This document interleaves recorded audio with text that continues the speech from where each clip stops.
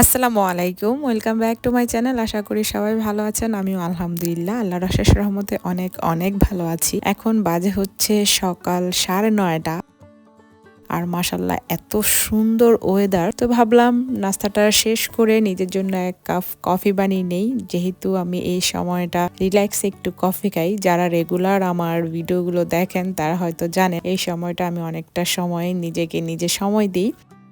তো যাই হোক, এখানে আমি কফি বানিয়ে নিচ্ছি। আমার কাছে নেসকাফে কফিটা খুবই ভালো লাগে। তো এখানে আমি হচ্ছে ইনস্ট্যান্ট যে কফিটা আছে সেটা বানিয়ে নিচ্ছি। আর ওয়েদারের কথা কি বলবো, মাশাল্লাহ এখানের ওয়েদার এত সুন্দর হয়ে গিয়েছে।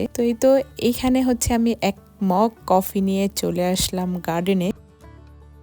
ভাবলাম কিছুটা সময় গার্ডেনে বসে একটু কফি খাই, একটু রিল্যাক্স ফিল হবে। আর যেহেতু বাচ্চাদের ছুটি, তো সেই কারণেই আর কোনো ঝামেলা নেই, বাচ্চাদের আনারও কোনো টেনশন নেই স্কুল থেকে।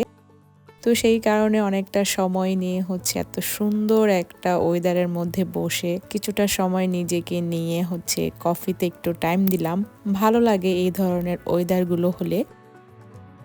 আর এত সুন্দর ওয়েদার দেখে ভাবলাম কিছু গার্ডেনিং করি। আর আমার হচ্ছে এই গার্ডেনটা পরিষ্কার করতে হবে, যেহেতু এত সুন্দর ওয়েদার এসে পড়েছে।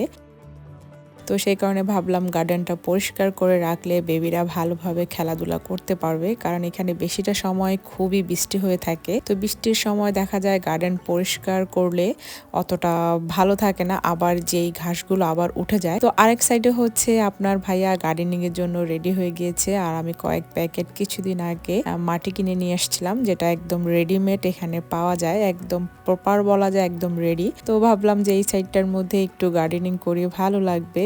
এই তো এর আগে গত বছর আমি এখানে পুদিনা আর হচ্ছে রোজমারিনও করেছিলাম, অনেক হয়েছিল। আর এখন যেহেতু ঠান্ডাটা কমে গিয়েছে, এখন হচ্ছে এগুলো গাছগুলো খুব দ্রুত গতিতে বেড়ে যাবে। আমি সুপারমার্কেট সেদিন যাওয়ার পর হচ্ছে অনেক ধরনের কিছু সবজি দেখি, অনেক ধরনের প্যাকেট থাকে এখানে।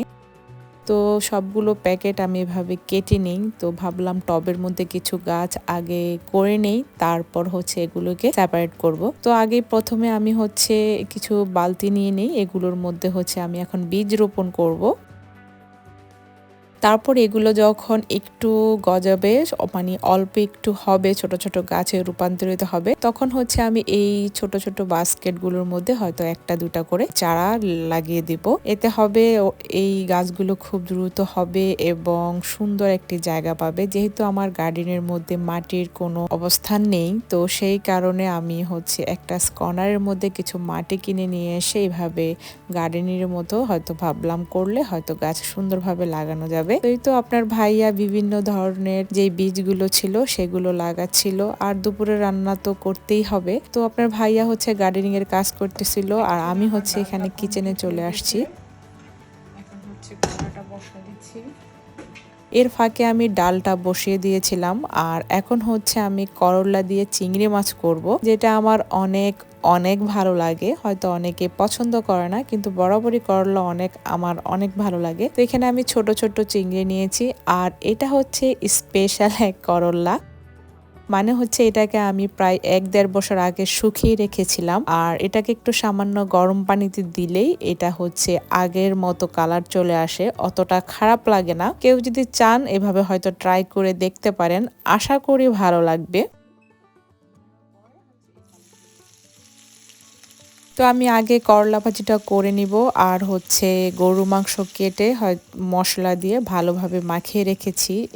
এগুলো সব আমি গার্ডেনিং এর ফাঁকে ফাঁকে করে রেখেছিলাম, কারণ রান্নাটা তো করতে হবে, তাই না? তো এখানে আমি চিংড়ি মাছগুলো দিয়ে সামান্য ভালোভাবে বেশিক্ষণ কষাবো না, কারণ চিংড়ি মাছটা হয়তো শক্ত হয়ে যাবে, আর শক্ত হয়ে গেলে ভালো লাগবে না। তো 2-1 মিনিটের জন্য কষানোর পর আমি যে ভিজিয়ে রাখা করলাগুলো ছিল তার সাথে যে আলু কুচি করে রেখেছিলাম, এখন এগুলোকে দিয়ে দিব।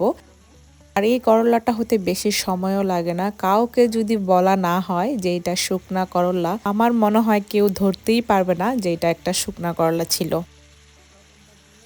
আমার ভিডিওতে আছে কিভাবে আমি এই করলাগুলোকে শুকিয়েছিলাম। এটা যারা দেখতে চাইলে আমার ভিডিও আছে, সেটা দেখতে পারেন। তো অন্য আরেক সাইডে হচ্ছে আমি গরু মাংস বসিয়ে দিয়েছি। এখন এটাকে ভালোভাবে কষিয়ে নেব।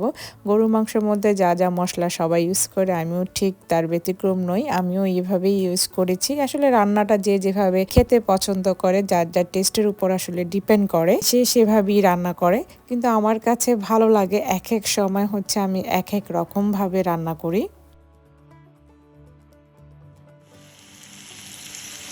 করলা ভাজিটা প্রায় হয়ে গেছে। এখন হচ্ছে এর মধ্যে আমি অনেকখানি কাঁচামরিচ দিব, যেহেতু এই তো এখন হচ্ছে আমি কিছু কাঁচামরিচ কেটে দিচ্ছি, কারণ বাচ্চারা যেহেতু খাবে না, এই তরকারির মধ্যে আমি কাঁচামরিচ দিতেই পারি। আর হয়তো অনেক সময় আমি বাচ্চাদের কারণে অনেক সময় কাঁচামরিচটা স্কিপ করি বা মরিচের পরিমাণটা খুব স্কিপ করে থাকি, যেহেতু বাচ্চারা খায়। তো সেই কারণে অনেক সময় দেওয়া হয়ে ওঠে না। তো মাংসটা ভালোভাবে কষানো হয়ে গেলে আমি আজকে এই মাংসের মধ্যে দিয়ে রান্না করব হচ্ছে চিক পিস দিয়ে। হয়তো অনেকে পছন্দ করেন বা করেন না, আমার কাছে ভালো লাগে চিক পিস দিয়ে গরুর মাংস ভুনা করলে। এখন দুপুর 1:30 বেজে গিয়েছে। বাহিরে অনেকটা সময় কাটিয়েছিলাম গার্ডেনিং করতে, ওয়েদারটা ভালো দেখে। এইভাবেই আমি হচ্ছে আমার রান্নাটা শেষ করি। আমি মাঝখানে হচ্ছে চিক পিস দিয়ে ভালোভাবে মাংসটাকে কষিয়ে নিয়েছিলাম। এখন আর 2-3 মিনিট দমে রাখলে গরু মাংসটাও হচ্ছে আমার কমপ্লিট। আর অন্য আরেক দিকে হচ্ছে করলা যে ভাজিটা করেছিলাম, এটাও একদম আমার কমপ্লিট। বলেইছিলাম কাউকে যদি বলা না হয়, কেউ বুঝতে পারবে না যে এটা শুকনা করলা। আমার কাছে মনে হয় একবার ট্রাই করে দেখতে পারেন যারা বাংলাদেশে আছেন, আশা করি অবশ্যই ভালো লাগবে।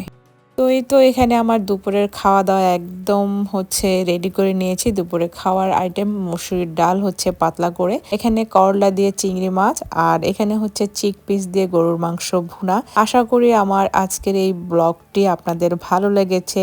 সবাই ভালো থাকেন, সুন্দর থাকেন, সুস্থ থাকেন।